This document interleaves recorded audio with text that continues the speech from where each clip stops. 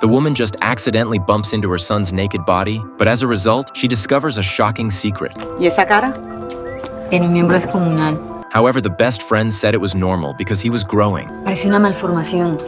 Es peor que una cola de cerdo. Due to the curse of consanguineous marriages in her family, Lisa was unusually sensitive to her son's physical problems. But instead of being the least bit worried after hearing this, her BFF offered to help project the future. So the eldest son was brought to the BFF's house. After drawing 3 more cards, the card woman's face suddenly became unusually serious. But she did not immediately reveal the meaning of the cards, but quietly reached under the table. Although the eldest son was naive, he still felt a kind of flaccid and powerless fear. Just the kind of unspeakable fear that made him freeze in place for a moment. Just as the atmosphere was becoming increasingly dry, Lisa finally rushed back to break the awkwardness. Lisa hurriedly asked about the results of the divination, while her best friend simply told her that her eldest son would not lack women and offspring in the future. However, this little episode quietly changed the fate of her eldest son. For the next few nights, the eldest son could not sleep at night, so he quietly slipped out of the house and surprisingly unconsciously walked towards the residence of the card girl. On the dark and windy night of the moon, he finally crossed the line of growing up completely and became a real man. A few days later, Lisa did not notice anything unusual, but the youngest son keenly noticed the difference in his brother. Every night, his brother would quietly leave home and would not return until late at night. Out of curiosity, he began to pursue his brother's whereabouts, and eventually his brother had to confide his secret to him. The 2 brothers talked late into the night, the younger son, although not yet a teenager, but the desire for the adult world has long been increasingly urgent. At this point, however, Mike was unconcerned about his son's abnormality and remained preoccupied with his own research.